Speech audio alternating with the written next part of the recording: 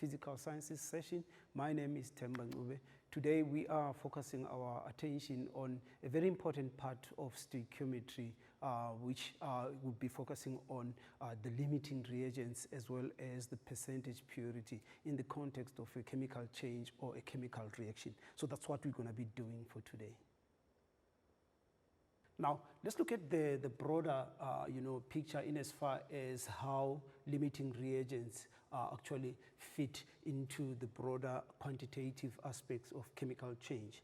We want to also recognize that this still forms a part of stoichiometry, but our attention for this session will be on limiting reagents. Okay, so this is what it's all about. And remember, the mole becomes the SI unit of quantity of matter. So we'll talk a lot about the mole in terms of the balanced equations of reaction, but we also want to determine as to what exactly informs or determines the maximum amount of product that is formed based on the quantities of the reactants. As a result, we are saying this is about the quantitative aspects of a chemical reaction. Right. Now, these are the thoughts that are going to guide our discussion for today. Okay. The first question that we put is that what causes a reaction to reach completion? Okay. So when we talk about completion of a chemical reaction, is that as long as there is still a sufficient amount of reacting particles, the reaction will continue. Okay, so this is typically for a reaction that goes from left to right, from the products to the reactants in one direction. So when the reaction reaches completion, what is it that actually causes a reaction to reach that stage in as far as completion is concerned? So that's the big question that we want to put from the onset. So then again, the second one says, what determines the maximum amount of products in a chemical reaction? Okay, right. So those are the two questions. What are some of the keywords? Reactant, products, limiting reagent. When we say something is in excess, what exactly are we talking about? We also talk about the yield in terms of the product. So these two terms, they are actually related to each other. So if one substance is a limiting reagent, if one reactant is a limiting reagent, the other one must be in excess. So these are some of the key terms that we're going to focus our attention on. And on that note, we also want to put it out that, from the beginning that, the definitions, they form, an integral part of our scientific language. So us understanding the key words in a definition and using them correctly in context, I think it guarantees us, our full marks, because every long question will, one way or the other, carry a definition type of a problem, right? Okay, now let's talk about something that we already know by this point. We're saying that the mole ratios in balanced equations. So everything is about the mole, which is the SI unit of quantity of matter, right? So in terms of quantity, or in terms of quantitative aspects of a reaction, we talk about the mole ratios. So a balanced equation of reaction actually tells us that this is the stoichiometrical ratio, in which substances actually react with each other. So for us to quantify reactants and products, we have to talk to actually draw our attention to the balanced equation of reaction, which has a lot to do with the law of conservation of mass, right? Okay, and again, we also want to appreciate that the balanced equation of reaction is an indicator of the stoichiometric ratio. So the stoichiometric ratio in which substances react is actually, the whole number ratio in which these substances participate in a chemical change, which forms new substances, which are the products, right? And so when balancing the equation, we apply the law of conservation of mass. Okay, so if for argument's sake we consider a reaction that is simple hydrogen and chlorine gas to form hydrogen chloride, the stoichiometric ratio is 1:1:2. It means a mole of hydrogen reacts with 1 mole of chlorine to form 2 moles. So if we put this in terms of quantities or in terms of mass, we can say in 2 grams there is a mole of hydrogen. In 71 grams, there is a mole of chlorine, and so on. So this is the interpretation of the stoichiometric ratio in which substances react. Okay, so when substances react in any chemical reaction, when we talk about the limiting reagent now, okay? They do not necessarily react in exact amount that all reactants get used up. So in a way or the other, one of the reactants usually gets used up or exhausted, and then the other one remains. So that which remains is actually the one in excess. But the reactants that get used up is what would refer to the limiting reagent, which will actually determine the amount of the product, right? So this is what we want to appreciate also, that the ones that are not completely used up, they are in excess, right? And then also, as you know, that the limiting reagent can be used to determine the theoretical amount of the product formed. So that's the main idea in as far as the reagent is concerned, right? Now, I would quickly go to a simulation that would actually show us exactly what we mean when we talk of, you know, substances being in excess and the other reactant being, you know, a limiting reagent. Let's say, for argument's sake, a reaction between hydrogen and oxygen. If we've got 1 mole of that and 1 molecule of oxygen, you'd realize that there is no water that is formed. So unless we put a certain number of, you know, hydrogen molecules, there are 2 units of the products that are formed. So you'd understand that, but if we had 1 of each, there is no product that forms. So this speaks to the stoichiometric ratio in which they react. How about if we put 4 of these and let's say 2 of the oxygen? Okay, so the ratio still stands. It's 2:1:2. Because if you say 4:2:4, it's the same as the stoichiometric ratio in which they react with each other. So this is a typical example of what exactly it means when we say substances actually react in fixed ratios, right? So that's the main idea in as far as the stoichiometric ratio is concerned, right? Okay, so that's the whole idea in as far as, you know, the issue of limiting reagent as well as the reagent that is in excess. For now, we'll take a short break, and then when we come back, we'll look at questions that have to do with the limiting reagents in a chemical reaction. Let's take a short break for now.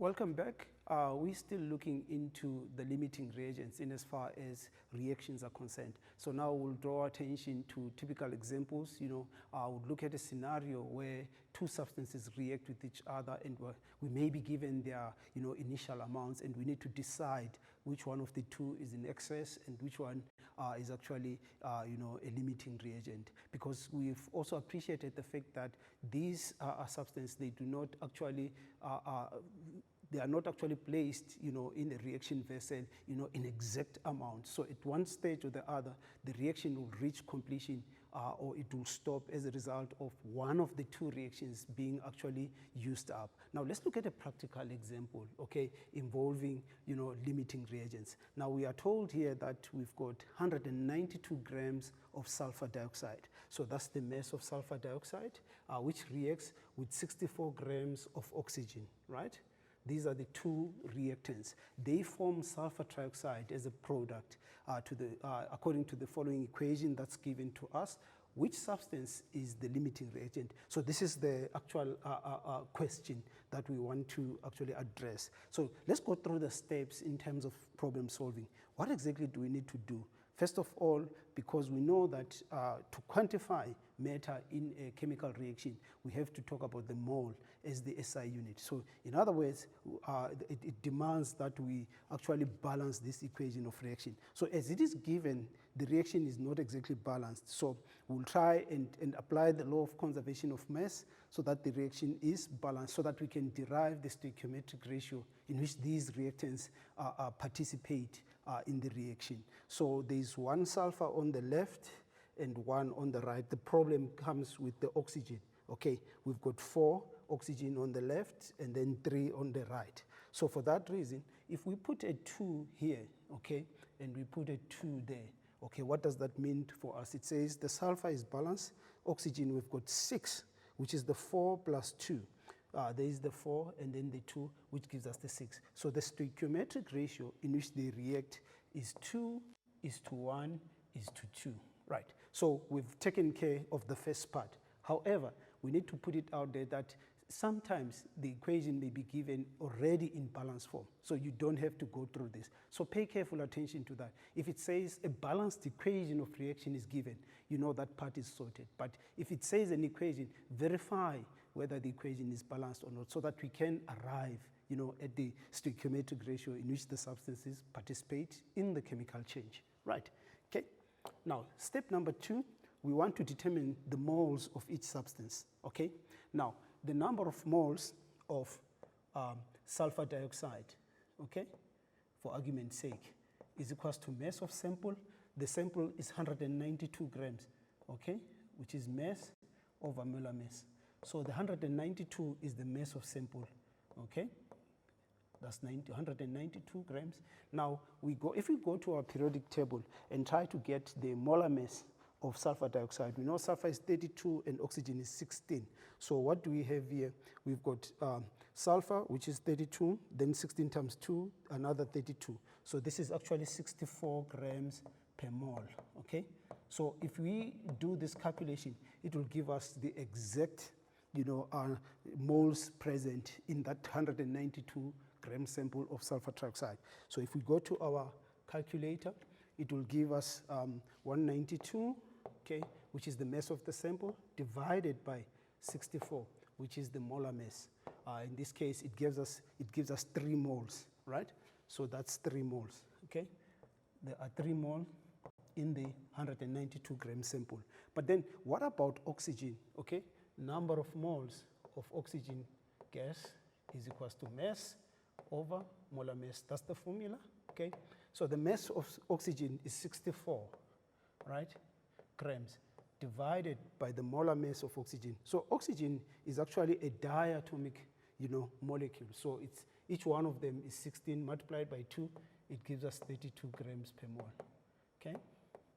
So the moles of oxygen, okay, in this sample is actually 2 mole, right? So we've taken care of that, right? And then moving along, it says here, step number 3, we want to use the stoichiometric ratio to determine which substance will react completely. So the balanced equation is 2 of sulfur dioxide plus a mole of oxygen to give us 2 moles of the product, which is sulfur trioxide. So how many moles of each? We've got 3 moles in the sample, okay? We've got 2 mole in the sample. So if we ask ourselves if they react in the ratio 2 is to 1, okay? Now, for the entire 2 moles of the oxygen to react, we need, we need double the number of moles of sulfur dioxide, okay? So in other words, only because of these quantities that we have, what we're saying is that only 1 mole of oxygen will react, okay? And then if 1 mole of oxygen reacts, it must react with double the number, which is 2 mole, okay? So the question is, if this is the stoichiometric ratio in which they react, which of the 2 substances actually is the limiting reagent? Which one will get used up earlier because of the quantities that we have? So what we're saying here is that if the whole 3 moles of sulfur dioxide react, it will need to react with half that number of moles, which is 1.5 mole, okay? So in other words, what we are saying, the sulfur dioxide is actually our limiting reagent because the entire 3 mole of sulfur dioxide will react with 1.5. And then the unreacted amount of oxygen, which is in excess, is actually 0.5 moles, okay? So the 0.5 mole is what remains because of the 2 moles present in the 64 gram sample, only 1.5 will react. It means all the 3 mole of the sulfur dioxide reacts, and then it means this is our reactant, which is the limiting reagent, and then oxygen is in excess, okay? Now, let's shift our attention to a different example that addresses more or less the same thing, okay? Which says here methanol, which is CH3OH, that's the formula of methanol, is used as a common fuel and can be produced, you know, from a reaction between carbon monoxide and hydrogen. So we're given the mass of the carbon monoxide, which is 356 grams, as well as 65 grams of hydrogen gas. Right, this is the equation of reaction. Now, we're also interested in determining which substance is the limiting reagent. So if one is the limiting reagent, it certainly means the other one is the one that is in excess, okay? Now, first things first, if we go through the very same steps that we did in the previous example, we would want to also check if indeed the equation of reaction is balanced or not, right? So the ratio, the carbon on the left, it's 1, on the right, it's 1, okay? Oxygen, it's 1, it's 1. Hydrogen, we've got 4, okay, on the right, so it means we need to put a 2. So what does that tell us about the stoichiometric ratio? It tells us that there is a ratio of 1 is to 2 is to 1. Okay, this is the stoichiometric ratio in which these substances react with each other, right? So first things first, we want to determine the number of the moles of each substance present in terms of the reactants, right? So the moles of carbon monoxide is equals to mass of sample divided by the molar mass, okay? So the mass of the sample is 356 grams. So we're asking ourselves, in 350 grams of the monoxide, how many moles are present, okay? So it's gonna be 356 divided by the molar mass of carbon monoxide, which is 12 plus 16. That gives us 28, okay, grams per mole. So that's grams, then that's 28 grams per mole, right? So that calculation will give us the moles of carbon monoxide, okay? So it's 356 divided by 28, okay? What do we get? We get that as a decimal fraction, 12.71, okay? So that's 12.71 moles, okay? 12.71 mole, right? And then what about the moles present in 65 grams of hydrogen, okay? So the mass of sample over the molar mass, right? So this sample has a mass of 65 grams, okay? There's 65 grams divided by the moles of the molar mass of hydrogen gas, which is 2 grams per mole. So that is from the periodic table, okay? So if we go to our calculator just to get that value of the moles, we get 65 divided by 2, okay? That gives us, as a decimal fraction, 32.5, okay? So that's 32.5 mole, right? Now, this is what it is. So from the balanced equation, 1 is to 2 is to 1, right? So we're asking ourselves, if these are the moles of, if we can rewrite that, so we've got carbon monoxide, how many moles are of there? 12.7 mole, okay?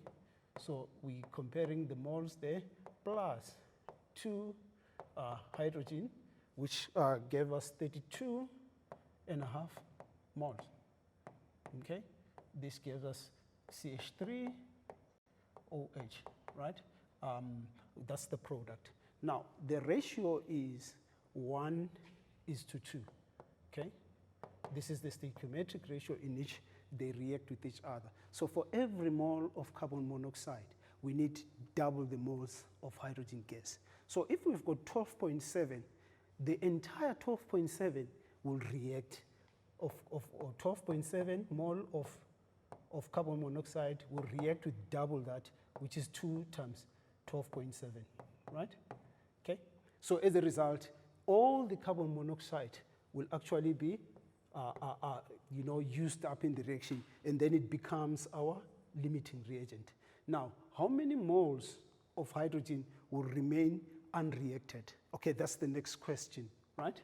So what is the mass of methanol that is produced? Maybe we want to start there. So if if we go back, we're saying 12.7 moles of carbon monoxide produces the same number of moles of methanol. So this is what it says in terms of those two, okay?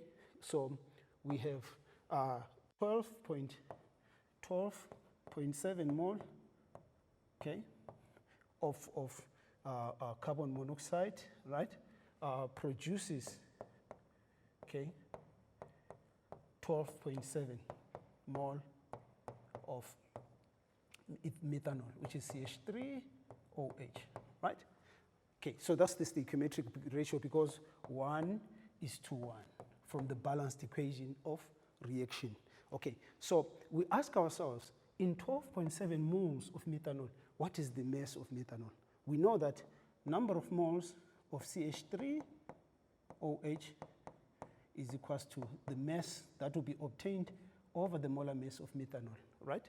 So the moles of methanol is 12.7, okay, is equals to the mass that we want to find, and then we can go to our periodic table and get the molar mass of methanol, which is 12 plus 16, which is 28 plus 4, which is 32, okay? So that's 32 grams per mole. So that's 32, okay? So if we isolate the mass, we'll get a mass of, if we can quickly verify that, 32 multiplied by 12.7, okay? So if we go to our calculator, we get 32 multiplied by 12.7, okay? We get that value as a decimal fraction. So the mass that will be formed is 406.4, right? So that's 406.4 grams of methanol that will be produced, right? Okay, and then the last part demands us what mass of the reactant is in excess. We need to go back. We know that 2 multiplied by 12.7 moles, okay, of hydrogen, okay, gas reacted, okay, right. But at the end of the day, we also need to ask ourselves, how many moles of hydrogen did we have? The moles of hydrogen that we have is 32.5 in the sample, okay? So if it's 32.5, so we have got unreacted, okay, is equals to 32.5, okay, moles minus 2 times 12.7, okay? This comes from the stoichiometric ratio. So if we quickly verify that, we'll have something like 32.5 minus 2 times 12.7, okay? These are the actual moles that did not react. So we get 7.1 moles, okay? 7.1 mole of hydrogen, okay? So the mass is equals to mole over molar mass. We go back to that equation. So 7.1 is equals to the mass that we're looking for. Hydrogen is a mass of 2. So the unreacted mass of the reagent, which is in excess, which is hydrogen in this case, is 2.71, which is 14.2 grams. So that's the whole idea in as far as the calculations are concerned. Right. Hopefully this makes a lot of sense in as far as, you know, problems involving the limiting reagents, the reagents in excess. You need to do as much practice as you possibly can. All the best with that.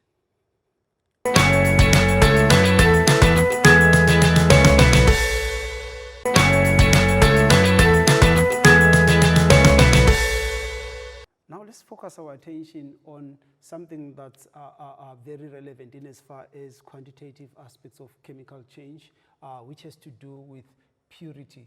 Sometimes we would express this purity in terms of a percentage in the context of, you know, reactions that involve, you know, substances that have got impurities. So what exactly is purity all about? Some of the key words that we would want to actually pay careful attention to is purity, which also we've indicated that we can express it as a percentage. But in what context is, you know, purity relevant in as far as the chemical reactions are concerned? Okay, so we know that most samples of substance, they contain impurities. Now, if you ask yourself, the most important question, that what are impurities? Suppose you've got a substance, when you find it, in the manner in which it occurs, it's not 100% that pure substance. It may have some other substances which are not exactly, the main, substance. As a result, we'll say that this substance is impure. This could be, in the context or in the example of mineral ores. When you purify minerals, especially, say, in the mining sector, they actually try to get rid of the impurities so that at the end of the day, we remain with the actual substance without these impurities. So in terms of the pure substance in the sample, as expressed as a percentage in terms of the total mass, that gives us a percentage purity of a substance. So we want to think of it that way, right? So these samples, they contain impurities. Minerals, they contain impurities even after the refining process. So the mass of the pure substance can be expressed as a percentage of the whole sample. This is what gives us the percentage purity, right? So it's a simple and straightforward question, but concept. However, it is understood in the context of chemical reactions. So how do we calculate percentage purity? It's actually the mass of the pure substance in the sample divided by the mass of the sample multiplied by 100. So this is the mathematical, equation that we use to determine percentage purity of a substance, right? So how exactly do we determine percentage purity? Given the mass of the sample or the impure reactant, why is we saying reactant? Because it could be in a chemical reaction, okay? So we need to complete a chemical reaction and measure the mass of the products formed, okay? So the product is assumed to be 100% pure, right? And then we can carry out the stoichiometric, now working backwards, the stoichiometric calculations to actually find the mass of the pure reactant based on the mass of the pure product. And then a comparison is made, between the mass of the reactant to the mass of the pure, product as a percentage. Okay, so that's as far as how we determine percentage purity. Here's a simple and straightforward example just to give us an idea of what we mean when we say, okay, these are the steps as to one that needs to follow in as far as calculating percentage purity. We've got a sample of eggshells, okay? So eggshells, they contain, calcium carbonate. They contain calcium carbonate and other substances. Okay, so we are interested in determining, the actual percentage of calcium carbonate in the mass of the whole sample. So the total mass of the sample is 5 grams. It's heated at a temperature of 100 degrees Celsius, and it decomposes. What does this tell us? It tells us that this is a decomposition type of a reaction, okay? So step number 1, we need to balance the equation of reaction. How many atoms of calcium do we have on the left? It's 1, 1. Carbon, it's 1 on the left, 1 on the right. Oxygen, we've got 3 on the left, and then 3 on the right. So this is actually balanced, okay? So the stoichiometric ratio in which they react is 1 mole of calcium carbonate decomposes to form a mole of carbon dioxide and a mole of calcium oxide, right? So if the equation is balanced, then we measure the moles of carbon dioxide formed, okay? The moles of carbon dioxide formed in this case, we are saying that if 5 grams is heated, so how many moles of calcium carbonate are there in the 5 gram sample, okay?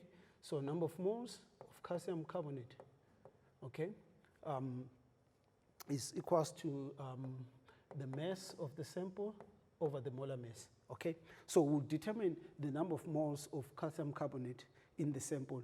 And then we are also told that we need to measure the moles of carbon dioxide, okay, that is formed. So if we have the moles of carbon dioxide that are formed, okay, whatever that is, we'll try and work backwards to say how many moles of calcium carbonate actually produced this mass of this moles of carbon dioxide, and then actually get to a point where we are able to determine the actual percentage of of calcium carbonate in the sample of the eggshells. So step 3, and then we work backwards, we determine the mole of calcium carbonate needed to release that amount of carbon dioxide, okay? So it's like we working backwards, but the idea is the idea of number of the moles of substance equals to mass of sample over the molar mass is what is central here, and the stoichiometric ratio of 1:1:1.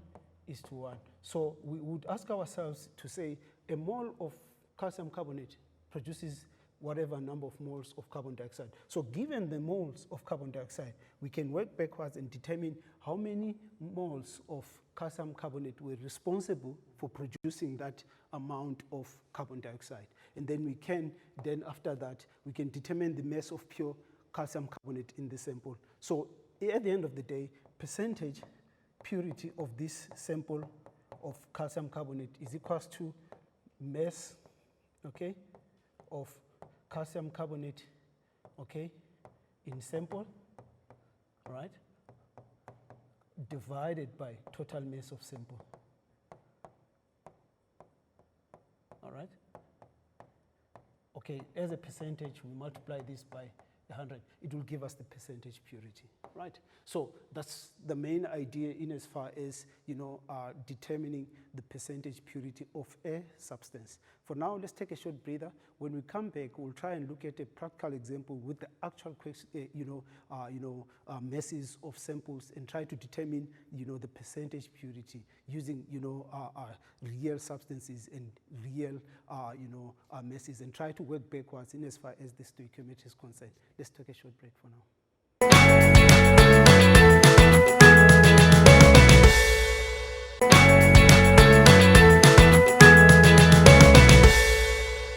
Okay, now let's look at a practical example in as far as percentage purity is concerned. It says here a sample of table salt, which is the actual substance that we are interested in, is contaminated by sand. So it means sand is our impurity, okay? This is our impurity, right? So table salt, which is the pure substance, sodium chloride, okay? So the mass of the sample is 5.5 grams. So this is a very useful piece of information because this is actually the total mass of sample, okay? Pay careful attention to that. So the sample is dissolved in distilled water and filtered, okay? So the mass of the residue is 1.5 grams. So the residue in this case is the mass of the sand, which is actually insoluble in water. So all the table salt will dissolve in water, and then what will be filtered off is actually the impurity. So in as far as calculating the percentage of table salt, this is how we would actually go about it, okay? So we know that percentage purity, okay, is actually equals to mass of sodium chloride, which is table salt in this case, okay, in sample, right, and then divided by total mass of sample, okay. So this is typically multiplied by 100, right? So this is typically a routine type of a question where you identify the correct formula, do the necessary substitution, and then find the correct answer, okay? So the mass of sodium chloride in the sample is actually total mass of the sample less that of the impurities, which is actually 5.5, okay, minus 1.5, okay, divided by the total mass, which is 5.5 grams, multiplied by 100, okay? So the percentage purity then becomes, if we go to our calculator, what do we have?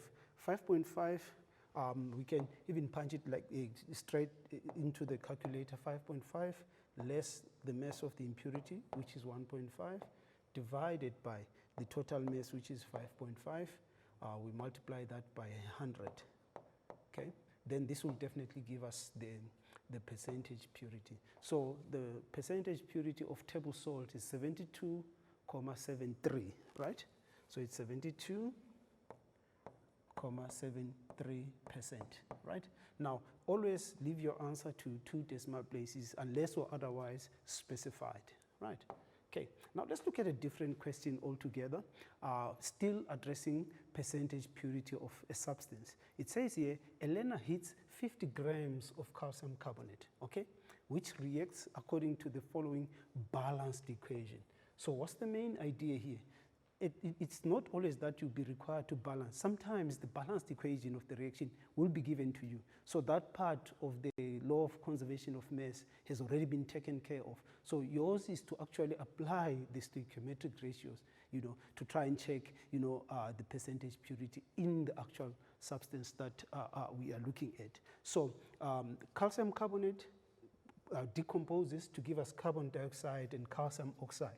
So if this is balanced, it says to us the stoichiometric ratio in which they react is 1:1:1, right? Okay, so what mass of carbon dioxide will be collected if the calcium carbonate was 100% pure? Now, we are saying that if it's 100% pure, we are saying that in that 50 grams of calcium carbonate, there is no impurity if it's 100% pure.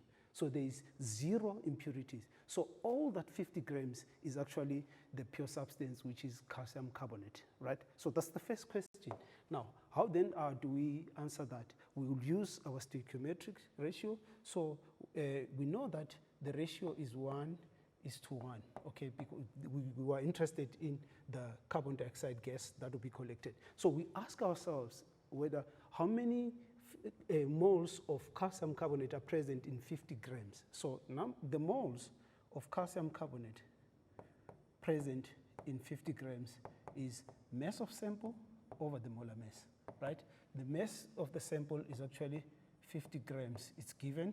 Molar mass, if we go to our periodic table, we will get, calcium has a mass of 40, okay, plus the mass of carbon, which is 12, and then plus the mass of oxygen multiplied by 3. So it's 3 multiplied by 16. So this gives us the molar mass of calcium carbonate, which is 100 grams per mole, right? So that's 100 grams per mole, right? So in other words, if you do that on a car, you get half a mole, which is 0.5 mole, right? So 1 will produce 1, meaning 0.5 mole, okay? 0.5 mole of, calcium carbonate. Okay, that's the most important part. Will produce 0.5 mole, okay, of carbon dioxide gas, right? So we're asking ourselves, what is the mass of a 0.5 mole sample of carbon dioxide? Now, we'll say then moles of carbon dioxide, okay, is equals to mass that will be obtained divided by the molar mass. So the mole is 0.5 because of the ratio 1:1, okay? So we're looking for the mass. But what's the molar mass of carbon dioxide? It's 12 plus 16 times 2, okay? Which gives us, just to verify that, 12 is for carbon plus 16 multiplied by 2, okay? That gives us a 44, right? That's the molar mass of carbon dioxide. So that's 44. So the mass of carbon dioxide that will be collected, if that was 100% pure, is equals to 0.5 times 44, which is equals to 22 grams, right? So this is what the question demanded of us, okay? Right, the follow-up says the learner collected 18.2 grams of carbon dioxide gas. Calculate the percentage purity, okay? Now, if we expected 22 grams, but instead of the 22, we only collected 18.2 grams. So percentage purity, okay, of the calcium carbonate, okay, is equals to mass of carbon dioxide, the actual mass of carbon dioxide, okay, collected, okay, divided by the theoretical one, which is the one that we got, which is, or the expected one, okay, mass of carbon dioxide, the one that we calculated using the stoichiometric ratio, we multiplied that by 100. Okay, so the actual mass is 18.2, right? We expected it to be 22, right? and then we multiply that by 100. This will give us the percentage purity of the calcium carbonate, right? So in this case, what do we have? We've got 18,2 divided by 22. We express that as a percentage times 100, okay? What does that give us? As a decimal fraction, is 82,73, right? So the percentage is 82,73%. We always express it to 2 decimal places, okay? Now, the question then goes further and says, what mass would have been collected if the sample was 70% pure? Now, what we are saying, if it was 100% pure, it would have expected 22 grams, okay? So 18.2, we can use a stoichiometric ratio. So this is more of a question that involves ratio and proportion. So we are saying that of the 50 grams sample of carbon, so calcium carbonate rather, only 70% of that sample is actually the pure substance that we are interested in. Now we're asking ourselves, what will be the mass of carbon dioxide that will be collected, right? So if we go back to the previous one, at 82%, 82,73, okay, we got only 18.2, okay? So if it was 70, what would be the new mass that will be collected? So 82,72% purity will give 18.2, right, grams. What about 70%? Okay, it gives, we can model this and say X. Okay, so the question here is that are we using the same mass that we are given, which is 18.2? So if we get that, we are able to determine the mass, which is X in this case, is equals to, we can kind of cross multiply that, which gives us what? 70 multiplied by 18.2, okay? By 18.2, okay? So this is just simple math divided by 82,72, right? Okay? So if we go to our calculator, just to verify that, we'll have 70 multiplied by 18.2, okay, divided by 82,72, okay. But this is just one of the ways of doing it, okay? There are many ways in which, so if it was 70%, we'll get, the mass that will be collected is actually 15,4, right? So it will be 15,4 grams of carbon dioxide gas that will be collected, right? Now, this is the main idea in as far as that, okay? So we've done that calculation. So it means that if we are saying that this 50 grams contains impurities, it means a particular percentage of that 50 grams is actually calcium carbonate, and then the rest of that mass actually consists of the impurities, right? So this is the main idea in as far as percentage purity is concerned, right? So there will be many different examples that you'd want to actually use in as far as, calculating percentage purity, but you must take note that the balanced equation of reaction actually gives us the stoichiometric ratio. Now, if we're saying if it's 100%, it gives us a certain mass, okay? We would use that fact to actually say that, okay, if the sample contained a percentage that's less than 100 of the actual substance, then what is it that will be actually formed? So we try and be flexible around that, but more and more practice in this will definitely go a long way in terms of understanding what percentage purity entails in as far as, problem solving is concerned. All the best with that.